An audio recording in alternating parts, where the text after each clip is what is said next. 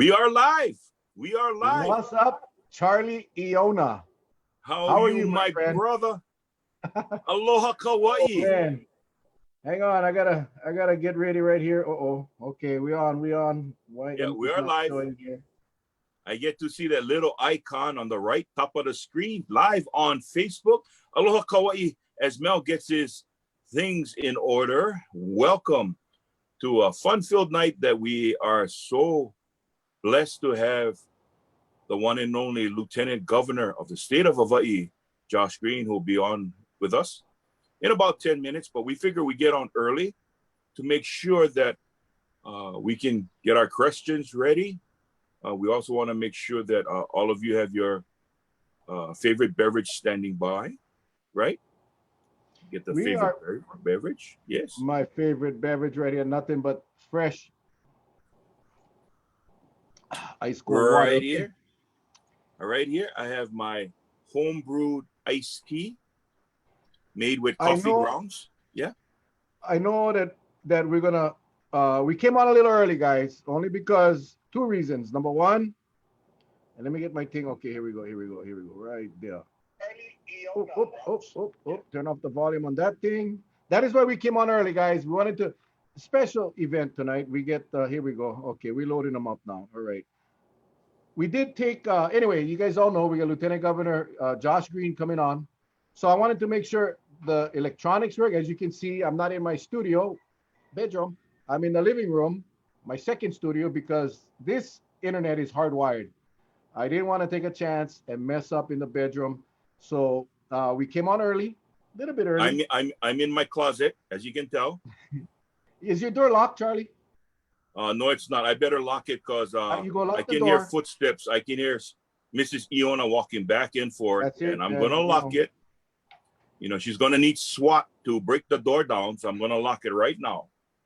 All right. Yeah, we got our wives that really concerned about what might come out of our mouths. So we got to lock the doors. So anyway, we wanted to go. There's a ton of you coming on already. I appreciate you guys joining us tonight. Again, we do this every night. Ladies and gentlemen, we do this because we want to share and basically pound into all of you the importance of social distancing and staying at home whenever possible, because as we've seen the numbers, we have two more from yesterday here on Kauai, 23 more in the state. And while they're relatively low numbers, and we'll hear from Dr. Green later tonight in a few minutes. Actually, he's going to be chiming in pretty soon. We wanted to get this all out of the way, make sure the system works, because Dr. Green has about 30 minutes with us. As you can imagine, he's a very busy guy. So we want to make sure the system works. And we took all of your questions that came in off of the internet, off of comments and messages and messenger. And this is the kind of guy Dr. Green is. I didn't want to put him on the spot. So like I told Charlie, I said, Charlie, I'm going to put all the questions together. We're going to send them to him so he can prepare.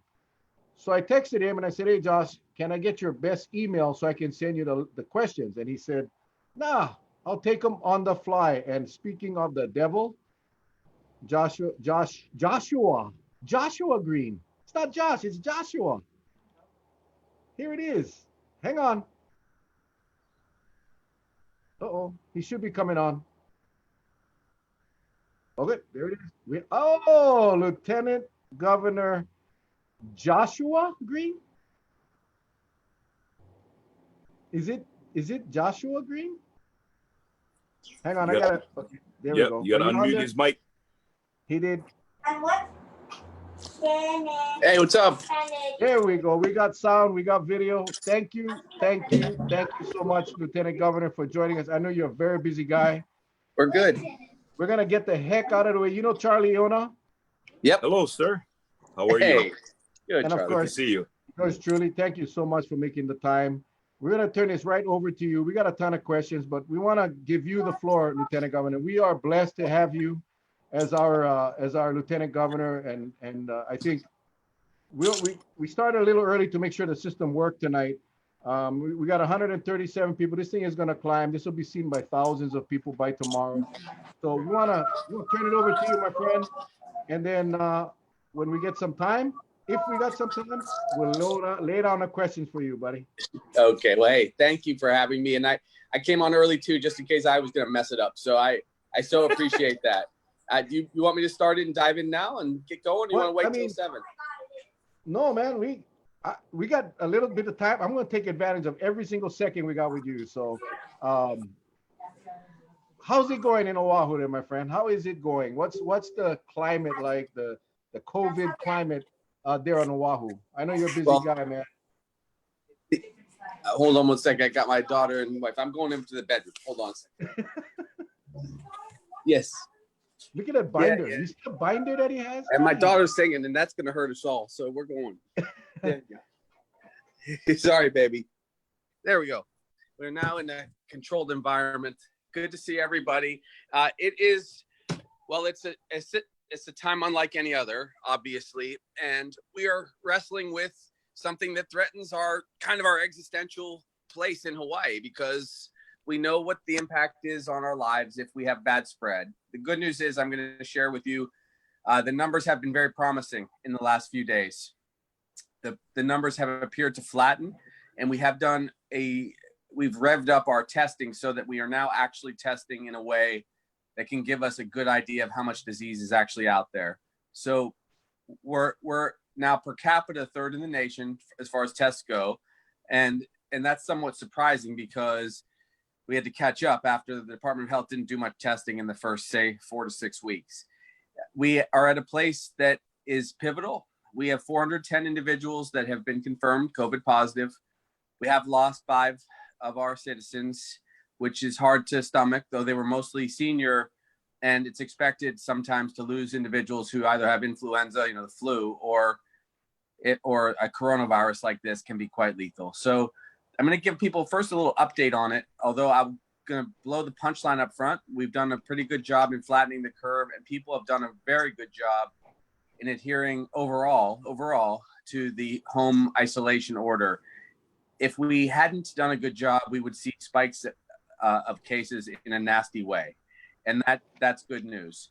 Now, let me kind of start from the top, though. Most everyone knows these basics. I still feel it's kind of worth mentioning. COVID-19 stands for coronavirus, and then the D is disease. That's a pneumonia that occurs. And it's quite serious because the pneumonia breaks down the lung tissue, and that's why people get shortness of breath and have to have ventilator support. So COVID-19, not 2019, it was right at the end of 2019 that it broke loose in Wuhan, China. When it spread, and it spread rapidly through certain countries that didn't take it completely seriously, like Italy and Spain, wherever there were large cities, it spread very quickly. We have some benefit, of course, because we're protected by the ocean, but also because we don't have large cities, with the single exception of Honolulu, the spread is much more muted. So that was good.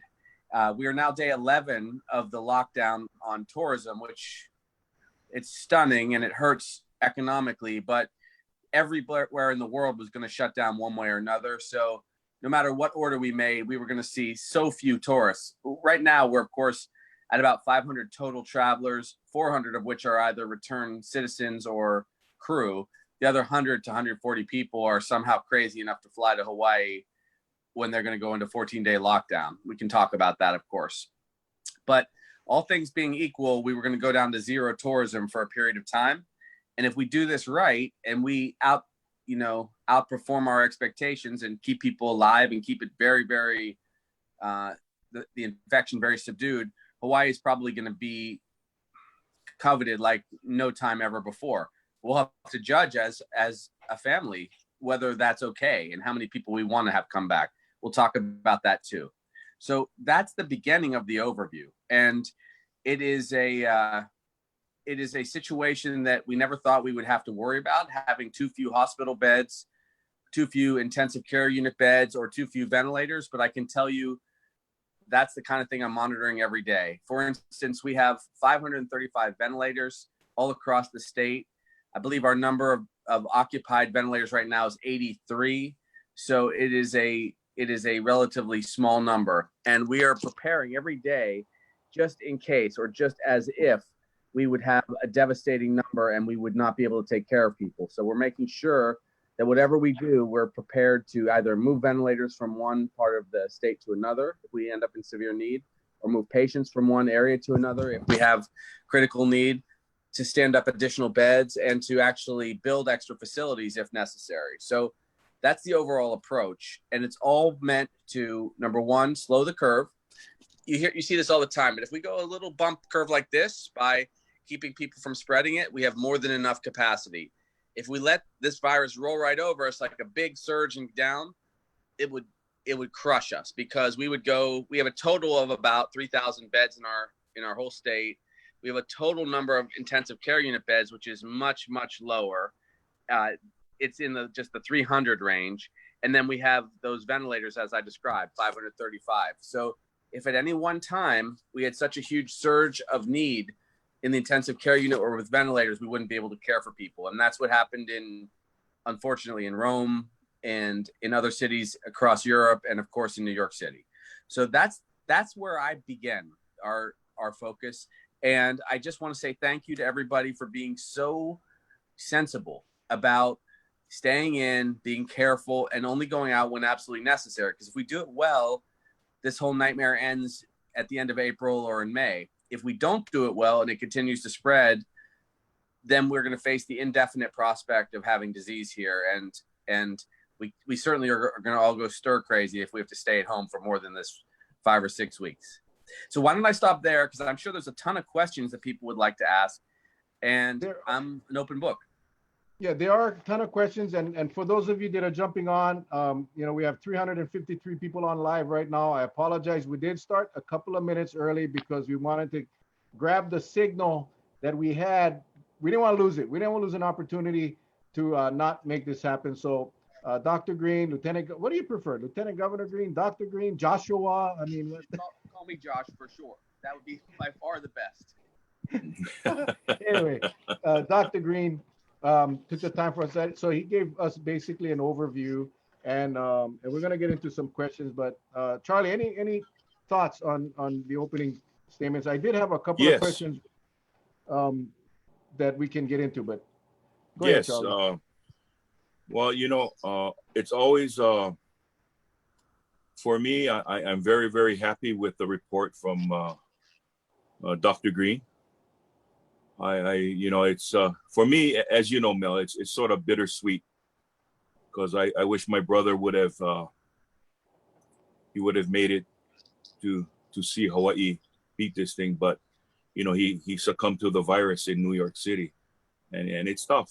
But I'm glad with the report that he's given, and I think we all should be glad. But at the same token, for those of you out there, all 384 of you that's watching right now, and tell your friends, now's not the time to put your guard down, because while this news is good, it can get real bad, like he said, real fast, if we don't be conscious about fighting this thing to the very end where we can wipe it out. So I think when the all clear sign is given, then it's based on the professionals. They'll tell us when it's clear, but until then, we got to act as if this thing we're fighting a battle right now, and we got to stay on top of it. That's so right. Dr. Green, your overview is based on everyone being responsible, on everyone social distancing and staying at home unless absolutely necessary. That's basically what you're saying, correct? Yeah, that's right. So I modeled it in several ways. I modeled it first with 100%. Your sound is a little soft. I don't know if you're. Oh, sorry. I put my finger over that thing. Bingo. Oh, sorry about that. There you go. Got me there? Okay. Yes, sir. Sorry. If we modeled it at of course, first the unreasonable 100% perfect response. At a perfect response, we could have kept the disease to about 40 to 50 cases total. Completely impossible with human nature, okay? And travel. Everything would have had to have been perfect, and we would have taken risks like shutting down the state when we shut down China. If you did that, you'd have no cases, and we would be in lockdown for a long time out of fear of anyone else coming here and spreading it, but we would have been perfect. If there was a vaccination that was already available, which actually is going to take somewhere between 9 and 18 months, and I think it'd actually be on the shorter side, to be frank, that would have worked because we could have then vaccinated everybody, but that was impossible. At about an 85% rate of success, where people 85% of the time adhere to what we're trying to get people to do. And that means most people still actually do the stay at home religiously. But, you know, every time you go into the Safeway or wherever, KTA, and you're passing somebody and they sneeze or they cough or you forgot your mask or whatever, there is some risk. And that you can be unlucky and be in the line of fire of someone's snot one time and you can get it. And it just happens, you know, someone picks their nose and shakes your hand. It's a bad break, you know, so you got to avoid that kind of thing. And so at 85%, that's where we are. And we're actually doing things that people don't spend a lot of time talking about. We're doing flybys over the islands to see if there are any beaches where there's large clusters of people. We are obviously checking with everybody, with lots of people on the ground to see where there's hot spots. To be honest with you, we're even checking the chicken fights and seeing if we can disperse them. Normally we would bust people on occasion when that kind of stuff happens. And I'm not being judgmental here or anything. I'm just saying, I grew up in Ka'u, so I know what a chicken fight is like, right? But this kind of thing where you have 200 people together, it's bad, right? It's potential for spread. So we're not perfect, but our data shows that we have seen a significant slowing of spread for now. Now, if we had 4 bad days in a row, though, until this is burned out, we could suddenly go on a terrible trajectory upward. So we absolutely have to go through the end of the month suppressing the disease. You'll see some stuff on the news today where they talk about a few turning points where we have actually fewer sick people based on number of cases and recovered cases today for the first time. You'll see this tonight at 10, I believe, on I think it's Hawaii News Now, of all of the last 40 days. And I don't want people to get overconfident because we could get a little spike tomorrow, who knows, but this trend is very good.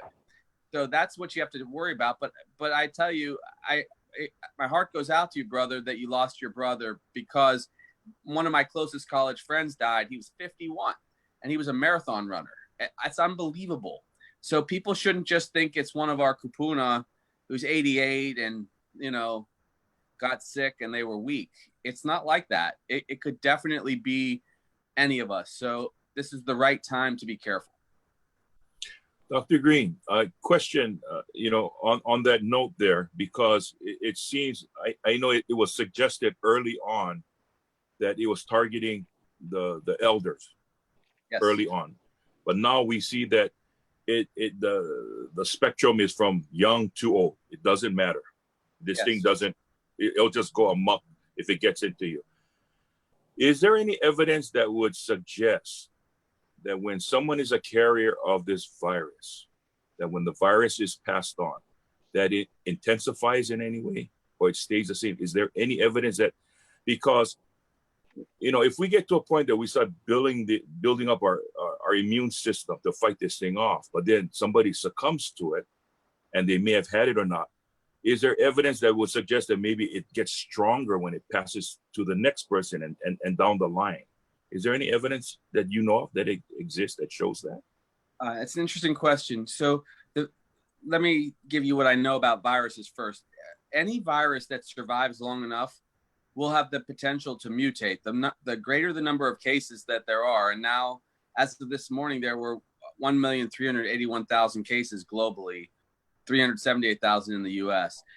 Every time you get a certain increment, a large number of extra cases, it has the chance to develop other damaging capacity. So in the very early days, it may very well have just been spreading out by cough and runny nose and little this, little that.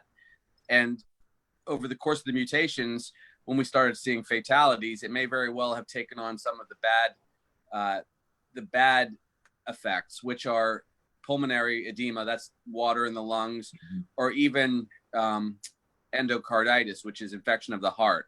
And we have seen that. Now, one of the things that you were saying made me think that as it goes through the body, if you don't beat it early, and it lingers, we do worry that it gradually breaks down certain parts of our respiratory system, and that becomes very problematic. That's why people get that shortness of breath all of a sudden, and they end up having to get oxygen care. I don't know that it gets worse going from one person to the next, unless it's taken on a whole new strain. And There's been suggestion that there are several strains. About 80 to 85% of all people get a pretty mild case of the disease, but that other 15% or so, it's been quite serious. And that's very likely the strain that your brother and my friend Nick got. And it's probably the case. And if your brother had that strain, however he was with, if they also got sick, also had a similar strain, they should still beat it most of the time. About 2 out of 100 people, or 2 to 3 out of 100 people who get the virus end up in the intensive care unit somewhere in the world. And one of those individuals ends up on a ventilator. So about 1 out of 100. And of course, once you're on a ventilator, it's very, very touch and go. So I guess my follow-up to that question, and I thank you for your response. But when a person is placed on a ventilator, what is the percentage of being able to be weaned off the ventilator as opposed to the finality? They're on the ventilator 2-3 weeks down the line, or maybe sooner, they just spiral and just go straight down. What are the percentages that you see that they're able to wean off of it and make a recovery? About, if you're looking at the whole aggregate of all people across all ages, it's about 50% survival rate once someone's on a ventilator. If they also have sepsis, which is infection in the blood, then the rate, that's usually when people go down real fast. And remember, it's a virus, so there's no antibiotic that's naturally going to help you get through the virus. It just doesn't do it that way. So if people end up getting kidney failure or liver failure, then they're going to die if they're on the ventilator. If someone's younger and has a more resilient system, they may very well only face like a 20% mortality rate when they're on the ventilator. There's a 34-year-old right now, who's fighting for his life, and he's been on the ventilator now since the 20th of last month, and he has a chance to get off. I happen to know the family a little bit, and so, it's very tricky. And he ended up passing it to his mother, so she's now sick, although not yet super sick. So these are the kind of circumstances that we tend to see. Okay, thank you. Yeah. Yeah, I know we got limited time, so I'm gonna go flip. I'm gonna shotgun these. Yeah, I'll answer in rapid fire, like speed dating. Okay, rapid fire. That's the word. Okay, total time that virus is transferable: 14 days before symptoms show. How long after symptoms go away? So the average length of time till you get symptoms is 5.2 days from contact. And then the average length of time for the primary symptoms is 5 to 7 days, at which point, once that full 7 days is gone, you may still have some virus in your system, but you will have a chance to test negative. Of course, if you end up with a severe case, some people go on 3 and 4 weeks if they haven't beaten it. But the average case, usually you're looking at 5 to 7 days to go through what's pretty much a terrible cough, fever 88% of the time, shortness of breath, like a terrible flu. If a person tests positive for COVID and they recover, is it possible for them to get the virus again, or they become immune to COVID? They will likely be immune unless they get a very different strain. Okie doke. Are we using hydrochloroquine here in Hawaii? Hydroxychloroquine, we have it. Yes, there's been a run on the market, and it would be difficult to get. It's not proven, but it may work. It's one of those things that's not clear. It's a drug that we usually use for lupus, which is an immune disorder that my grandmother actually had. Lupus is an immune disorder that affects your blood vessels. And this is this disease has a bad immune force where once it gets in the lungs, our own immune system starts attacking. And that's why they believe hydroxychloroquine might work. Okay, this is from an employer. We have a guy whose roommate tested positive. The State Department of Health said that the guy is low risk as they only share a kitchen. How can you be low risk if you share a kitchen? We put our guy on isolation, but the state said we didn't need to, but we put everyone else that came in contact with him in isolation. How contagious is someone that has tested positive and is in a household that shares a bathroom or a kitchen? Is that considered a low risk? I changed that policy today. I've been very frustrated, and I felt that was the wrong policy.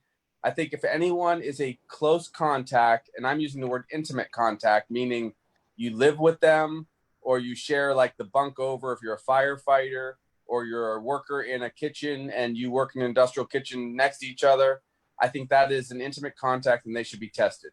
And they may need to be tested again 3 or 4 days later. So my new plan and policy, which I kind of blasted out a lot today, will ask for testing of all of those intimate contacts. It's the best way we can really, really flatten the curve. Thank you. And let me just say, I apologize to all of you that are on and are submitting questions. There's a ton of questions, but we're going to go through with what was submitted earlier. Is this virus airborne? Can you catch it is it considered an airborne virus? Though we learn a lot every day, it's technically a droplet borne. So there's a little difference. Droplets go out 6 feet, notwithstanding a guy's Jewish nose like mine, that's huge.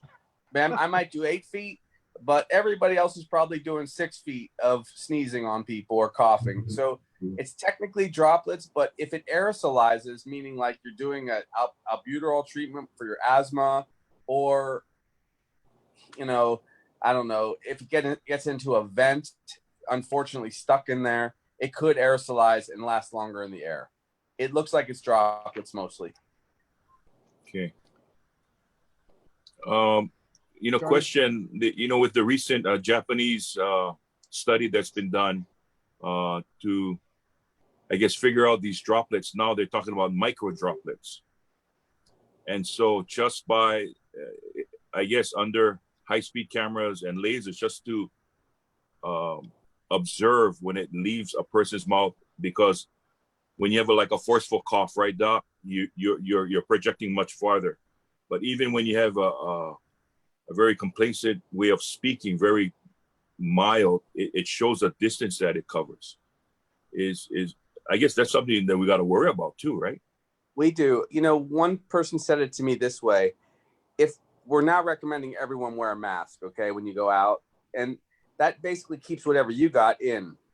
It's not necessarily, unless you're wearing one of the N95 masks, which we more or less reserve for healthcare providers, because you see lots and lots of people over and over again. Don't want them to infect everybody. If you have a mask, 6 feet is good.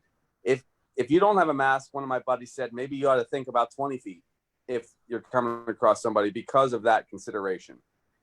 Okay. That's why the home isolation, home quarantine is so relevant, because it's just you and your family, and assuming you are like most families, hugging and kissing everybody, you're all at the same risk. Okay, thank you. Real follow-up question as far as the masks. We got a lot of people making homemade masks. I got my wife right here sewing a bunch of masks and passing them out. What is the best? Is there a filter? I know there's a lot of people using coffee filters. They're using the vacuum cleaner filters as inserts. What do you recommend as far as masks for those people that are out there making these masks? Well, the best, my auntie just sent us some masks. The recommendation, and you can get this off the CDC website, is at least 2 layers, if not 3 layers of fabric, and the smallest, tightest fiber weave that you can find. So if you do that, it does appear to be adequate protection for just kind of passing avoidance of contagion. Keep in mind, though, you still definitely have to socially isolate yourself. You do not want to get closer than 6 feet, because it will not keep the micro droplets that were mentioned earlier away from you. And another problem is if the mask doesn't fit you perfectly and you're adjusting it and you're touching your nose and your eye, I mean, it's not eyeglasses. The mucous membranes that you have to worry about are your nose, your mouth, and your eyes. And you can get viral infection through any of those pretty equally. So mask is good, and it really is good if someone's sneezing or coughing. If all the evidence is showing that a lot of our cases are travel related, and we know that we cannot close down air travel at this point, why isn't a government quarantine facility being set up where all of these visitors that come in would be taken straight to an isolation point or a quarantine point that is not their hotel, that it's a state facility or a county facility, possibly an old hotel, or not an old hotel, but an unused hotel, and keep those people there, because the honor system apparently isn't working. Yeah, it's a challenge, right? We're down to about only 120 people, like I mentioned earlier, that come in. We can keep our eyes on them to a pretty good degree because it's so few, but why take any risk at all is what the person is saying. And I got to kind of agree with them. You know, the president is aware that we would like to have no non-essential travelers. I asked for a total ban of non-essential travelers on the 18th of last month. I think that's what we should do. And then having a quarantine facility, we had the military quarantine facility up in early February for any potential travelers from China. We could put them there. You know, that we're trying to discourage people as well as we can without going full on military state on people. So if we see any spikes or we see any particularly bad behavior, first thing we're going to do is fine them up to $5,000, which is pretty rough, you know, and then secondarily, we may have to bring the hammer all the way down. It was a very big lift to get to the point where we said no flying in here, or essentially no travel here. That we've never done that before. So I think you're talking about grades of what people have a appetite for. Do you know if the president was actually asked, or was it just the FAA? My understanding is the mayor's put a letter over to the president, and you know, it's a very unusual situation, because if he does that, I assume, and I certainly can't really get into this president's head, or any president's head for that, it's above my pay grade, but my expectation is then you start asking the questions, well, are you going to block travel into New York? Are you going to block travel into Massachusetts or Pennsylvania? Because our state routes, of course, airplane travel and ships to a smaller degree. Theirs is wide open travel, and it sets some pretty incredible precedents. But we can do other things. We could discourage people. We could actually say that if we don't certify someone for essential travel here, that we're not going to give them a hotel room. And if they don't have a hotel room, they turn around. So there are some things we could do. They're a little onerous, but we could make people skedaddle and be out of here. And what is the backlog now of testing for our kids? I know at one time it was 7 to 10 days. We had Senator Kochi on the on our, what is that? We had Senator Kochi on, and he said his was 16 days. Yeah, we did that to Kochi on purpose just to keep him home. Sorry, Ron. Ron is actually on. He's one of 526 people. I know. He's always watching me. No, it's all love. You guys have the best, most incredible senator. And I didn't do that tomorrow. I was only going to do 12 days for Ron. It just got out of hand for 16 days. It's like 4 to 5 days now. And we're down to just 500 tests that are in backlog. And we can now do 1,500 tests in state. I've asked them for the numbers because I'm going to testify in front of one of the select committees, the Senate committee, tomorrow, about how many tests are being done in each county, because I want to make sure we're fully represented on the neighbor islands. As you know, I still consider myself really kind of a neighbor island guy at heart. I spent the last 18 years living in Big Island. So I think we have to make sure we have a full sample of Kauai, Maui, Big Island, even Molokai now. So it's shorter. It's a lot shorter, but there are circumstances in which the test gets sent to the mainland and then it takes and gets stuck in long lines. And we do need to thank Senator Kochi for getting this meeting happen. So thank you, Ron. I know you're watching. Thank you, Senator Kochi. Charles, any questions you got on your side? I still got a few, but go ahead and try somebody. No, I'm just in awe with I'm just in awe with a lot of basically the good news. But again, we have to be very, very cautious. We have to proceed with caution. We can't take this out of perspective, because, like I said before, it can get away from us, and it can run amok, and then all we'll be doing is like Like, those, like they say, we'll be fire chasers after that. Every time chasing a fire engine, that's all we're gonna be doing. Yep. And it gets really, really bad really fast. I mean, I think that people don't realize how fast the geometric growth can be when you get, when you're just chasing 2 or 4 cases and you're surrounding them, it's controllable. When you're trying to surround 100, then 200, then 400, next thing you know, you're at 1,600 cases. It's gone. So we don't have that luxury. I thought I might share a couple additional statistics as you tee up some more questions. We've got about 535 ventilators. I could tell you it's a smaller number on Kauai. That's why we're very careful. And that's why I actually had kind of the epiphany about needing to stop the cruise ships on the early side when I was spending a weekend on Kauai at a conference back, I want to say in early March, like March 2nd or 3rd or something.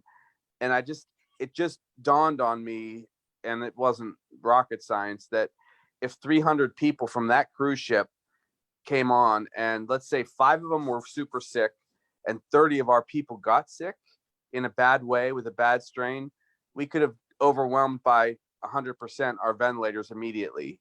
And that was an impossible situation. That's why I was a big mouth on that one. And we can stand up additional facilities and ventilators, but it takes a little time. So, each island has only a certain capacity of both beds, intensive care unit beds, and the vents. Yes.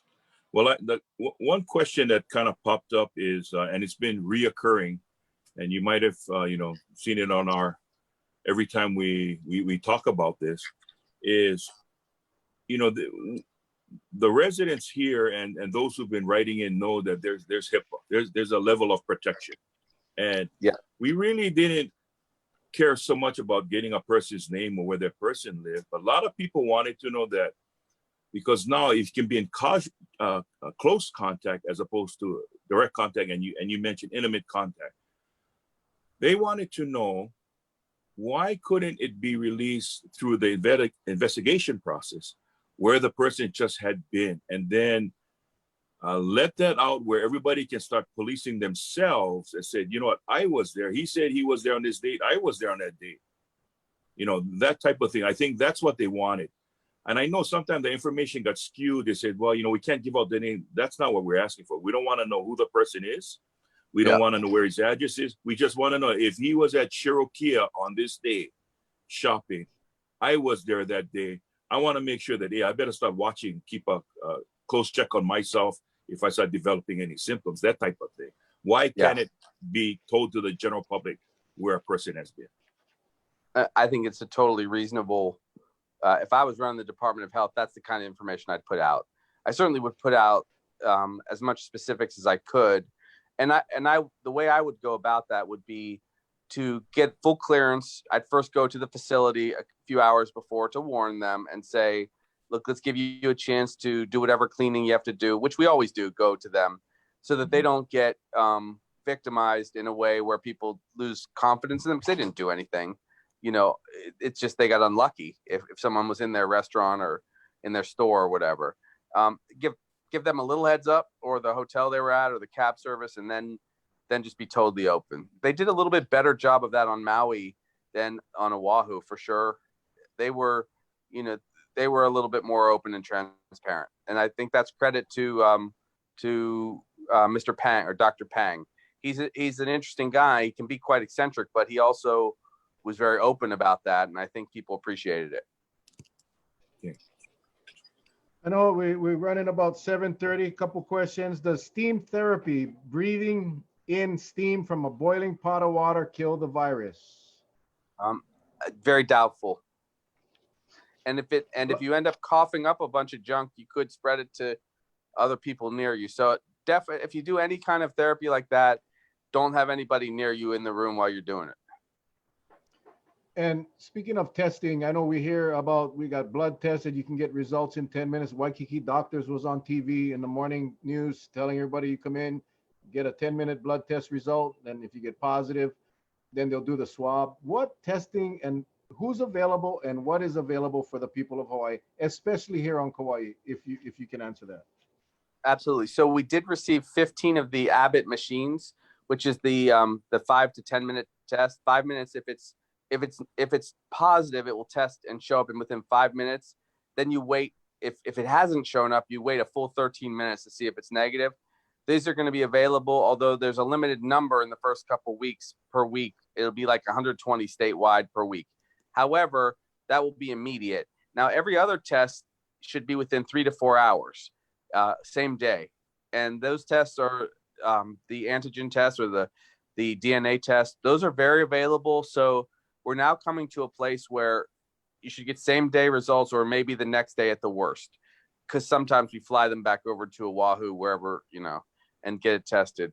So now we have the capacity, and I'm asking for the intimate contacts to be tested. So the hope is to in fact, not hope, we're doing it, to go to the hundreds of people that have been positive and ask them, would you like us to test a couple of your close connections? So that's available. Also, there is another one called an antibody test that's going to come on board, and that's just a finger stick. You know how, like, if you got diabetes and you have to give a drop of blood to check your sugar?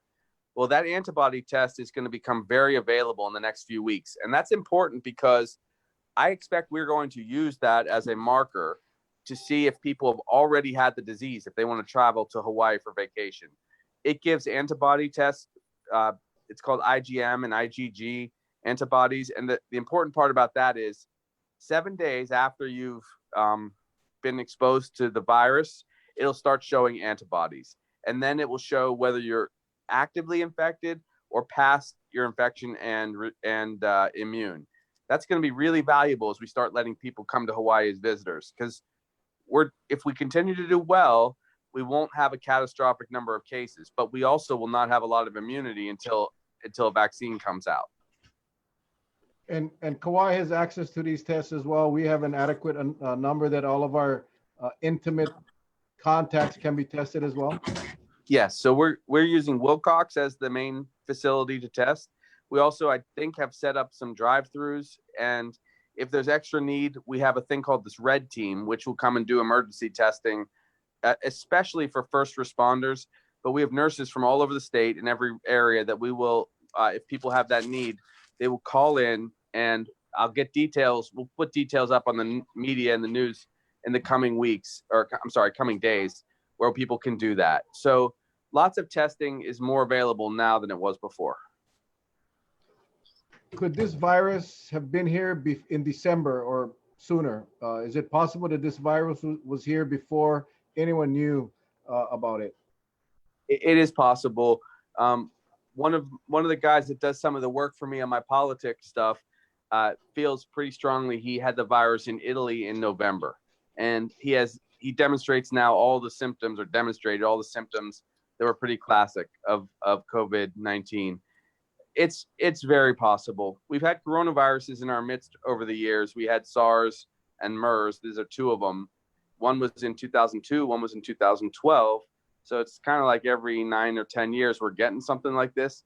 Hopefully this time we learn our lesson, because this is a big one. I mean, obviously this thing got way out of control.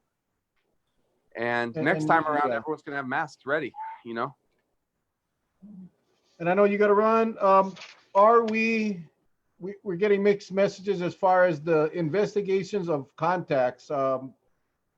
In one article, it was saying that it was unmanageable and it came from the Department of Health, not from your office, but that it was unmanageable, or it would be unmanageable for the state to go out and investigate all the contacts of people that tested positive. Now we're hearing after the Molokai death after the Molokai case, sorry, not the Molokai death, the Molokai case, yep, that in fact, we are aggressively investigating all contacts. What is really happening when how in-depth is this investigation on people that test positive? It's a go. We basically created a team. What we did was we took I remembered that we had contracted with 375 nurses for the public schools to take care of the kids that have developmental disabilities. And those nurses have been on the sidelines and not, they've been contracted and the company's getting paid, but the nurses were available. So what we're doing is we're training those people up, these nurses that are with the DOE, and we're having doctors and other healthcare professionals in each region give them capacity to go in and do tests. And also, I made a call directly to the medical community statewide today to step in and in their region, anytime there's a positive case, to do their best to test the intimate contacts, which is about 6 to 10 people. We have the capacity to do it.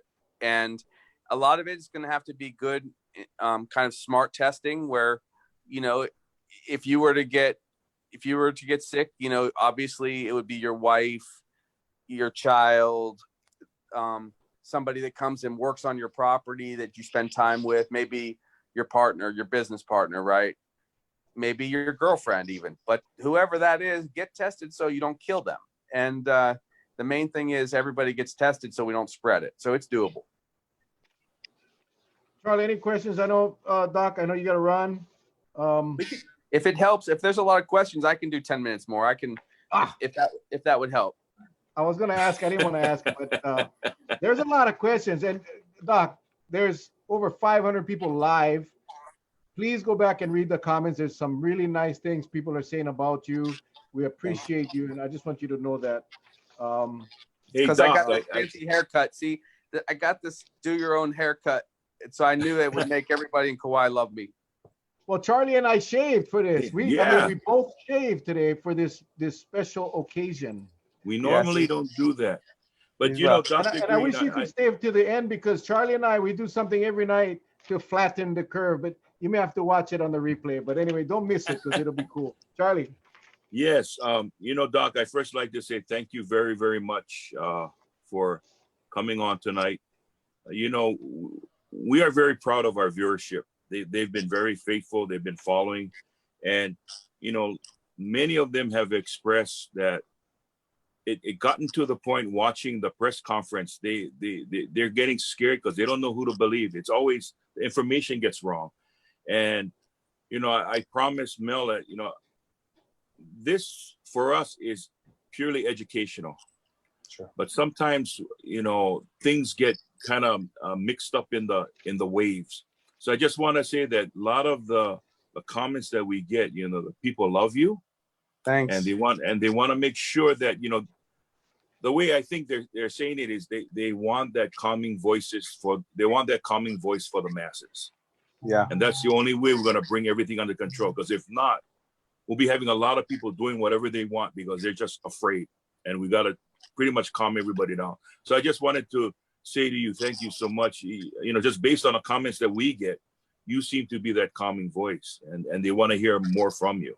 Definitely. I'm gonna keep doing this for everybody. Every day in the morning at about 11:30, I do a quick 1-minute video, and I'm sure a few people have seen it, which gives an update of the number of cases, the number of hospital beds we have available, the number of intensive care unit beds that we have available, and what percentage, the number of ventilators that we have available, and a couple additional pieces of information, whatever is interesting that day. Like, for instance, today we had 15 fewer people in the hospital, which is a good thing. Part of that is, though, I can tell you this as a doctors don't often discharge patients, as we all know, we've been in the hospital on Sundays. So Mondays, a lot of times the number drops. So I try to stay straight with people because I don't want people to get false hope. I don't want people to have any bogus information. I just want people to know where we stand.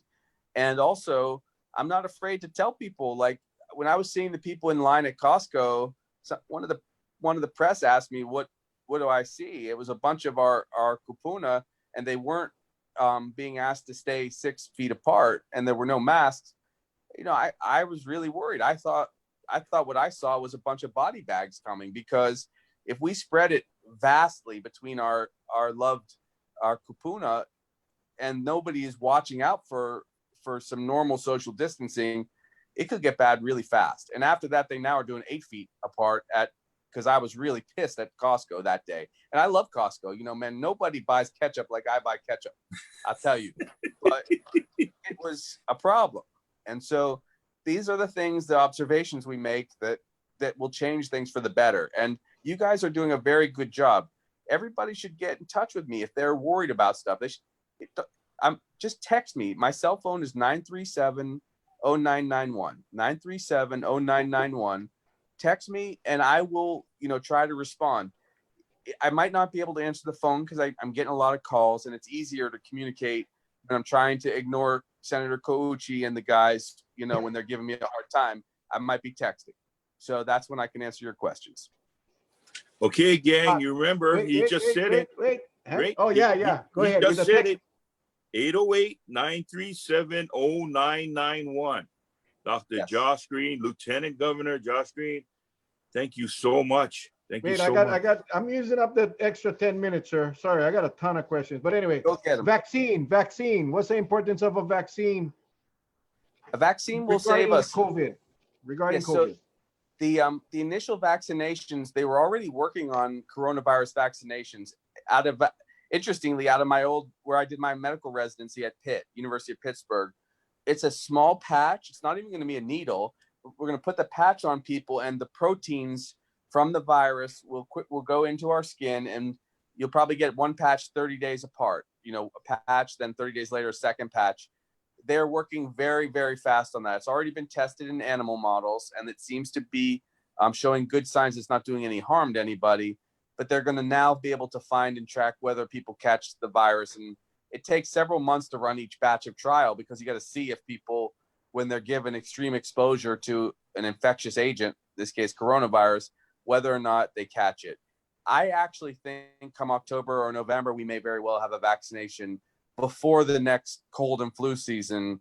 And that also corresponds to virus, like coronavirus season. So I'm hopeful, but we will get some immunity also from what's called herd immunity.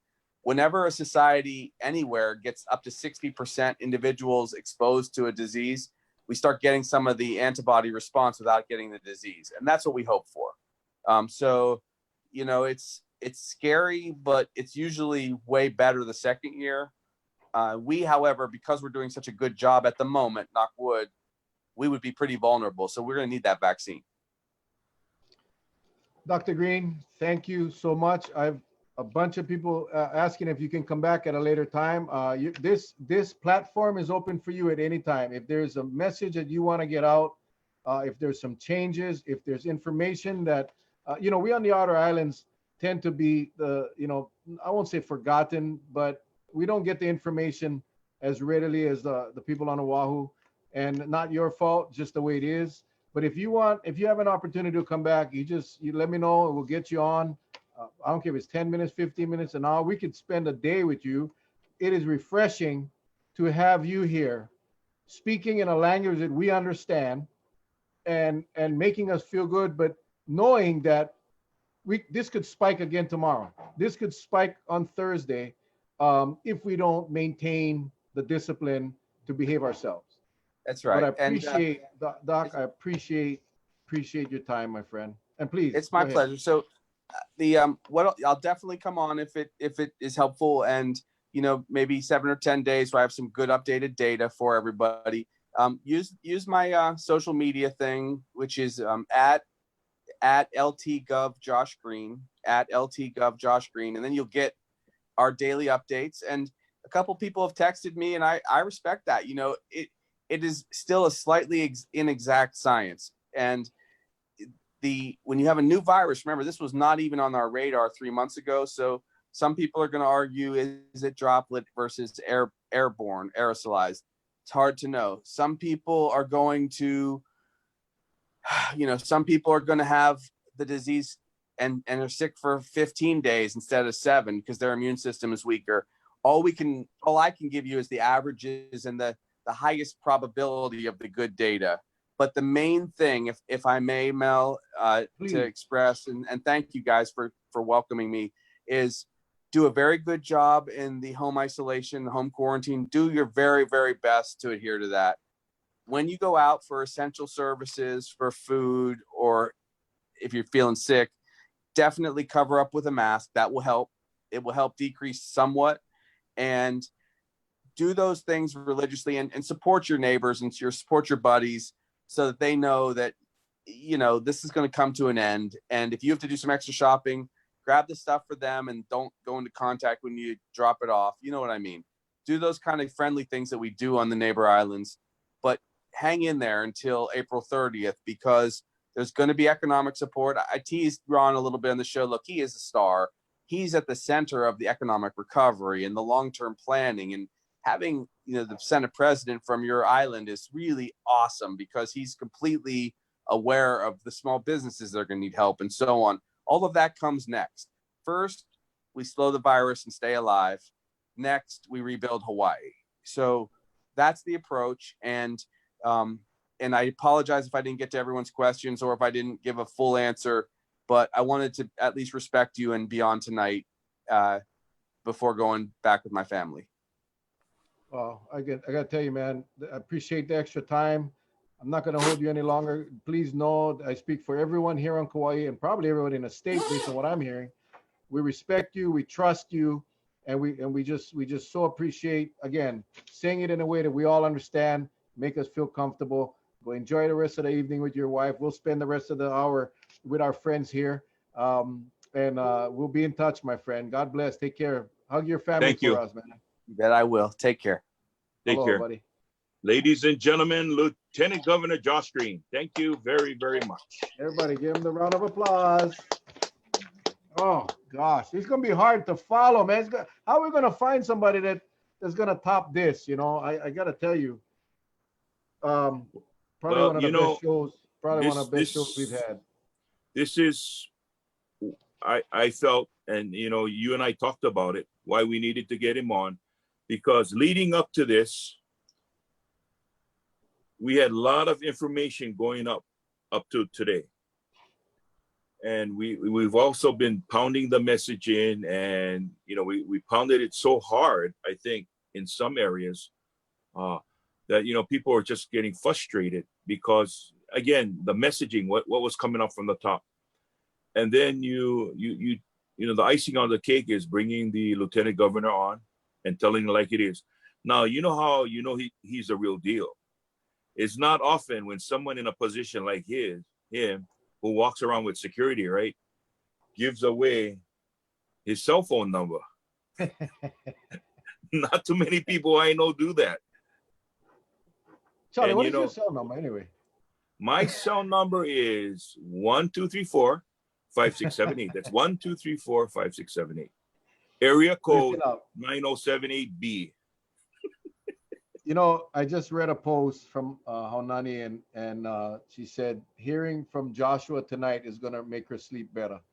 What? It's going to make me sleep better. It's going to make a ton of you sleep better. We got over 500 people on tonight. This is going to be shared.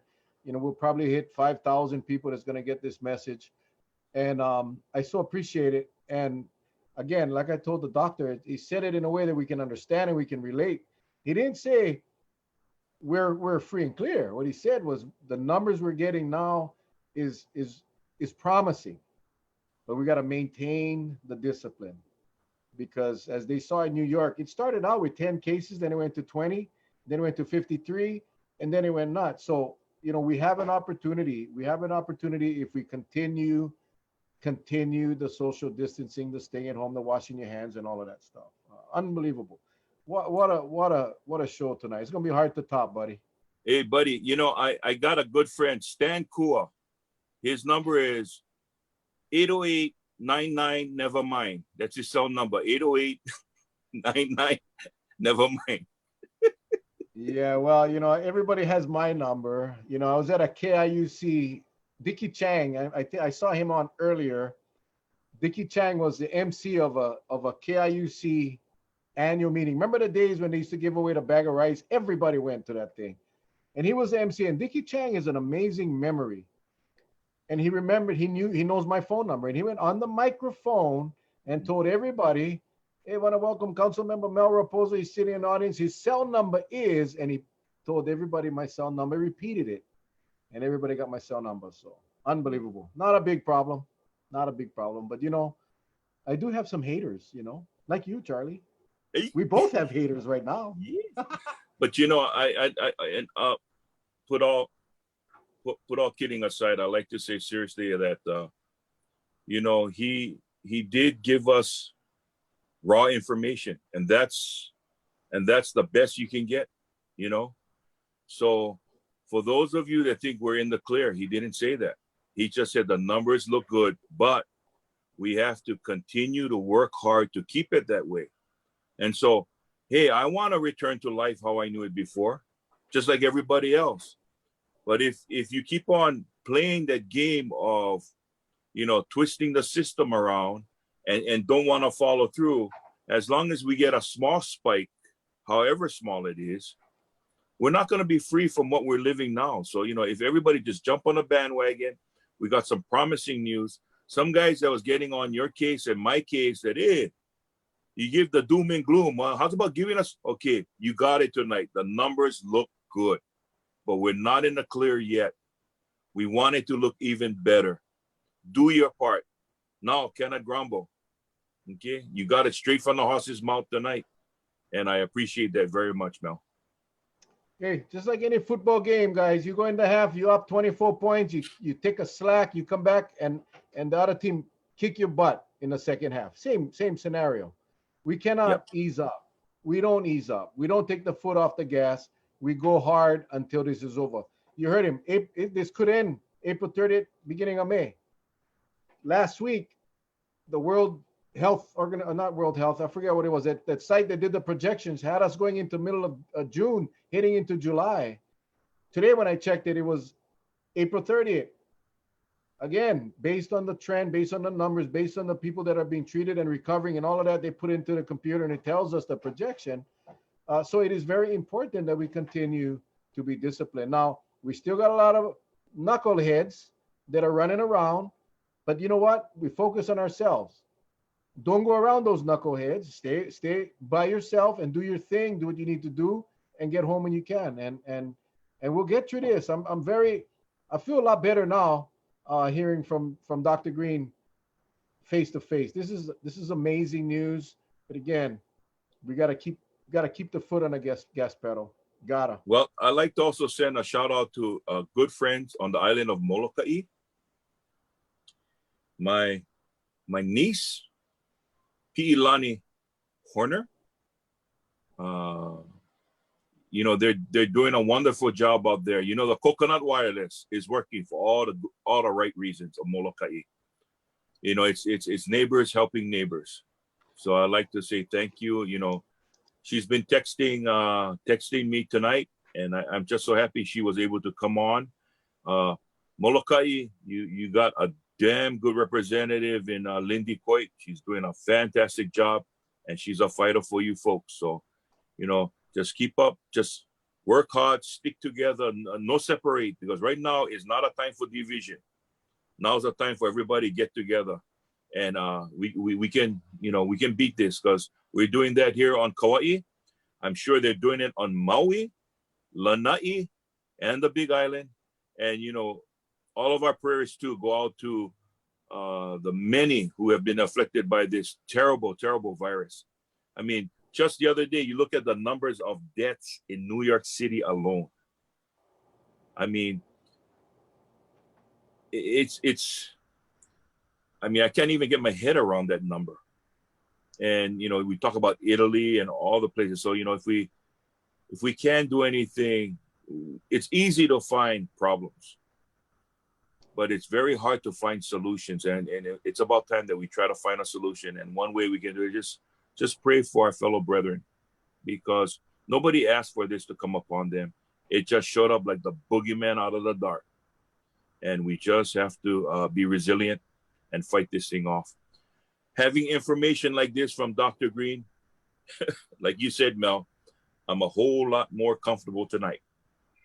Well, this whole thing started, Dr. Josh was in the forefront, and then he had a little timeout, and I think the governor heard the pleas from the people, and he's back. I'm glad to call him a friend. It's so much better to hear from an MD rather than a PhD. No disrespect to the PhDs out there, but this is a medical doctor that lives it every single day, and it is quite obvious when you hear him speak tonight. We understood what he said. We understood exactly what he said. So I want to thank Josh. Senator Coach, I want to thank you as well for making this happen. I asked Josh 3 times. He never even returned my text. Ron asked him once. Boom, he was here. So now we get his contact. Utilize him. I want to thank all of you all of you that took the time out tonight, over 500 of you were on live. Please share this. Do a watch party. It's not too late. Do the watch party now. It'll put this whole video out for more to see. More people needs to see this. And tomorrow night we're gonna have Justin Kohler, prosecuting attorney Justin Kohler. He tweeted out today, and I talked to him today. Both of his stepmom and his dad has COVID-19. They're in Pennsylvania, both of them. They're doing okay, but again, as Dr. Green said, this thing can change at any time, and Charlie is well aware of that. So prayers go out to Justin and his family up in Pennsylvania, but he'll be with us tomorrow night to talk about the legal aspect of COVID and to talk about, look at that paw again. My God, did you see that paw? Unbelievable. Sorry, So, I used the wrong hand. So please join us tomorrow night at 7 o'clock. We are going to flatten the curve like we do every night. Thanks to Mary and Manipkin. We're going to flatten. If you guys cannot flatten this thing, we will. Ready, Charlie? 1, Yes. 2, 3. Go ahead, Charlie. You got to play along.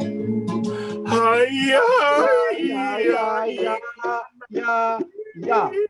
Ladies and gentlemen, thank you for joining us. We just flattened your ears and the curve. See you guys tomorrow night. Love you guys. God bless. Aloha. See you guys tomorrow night.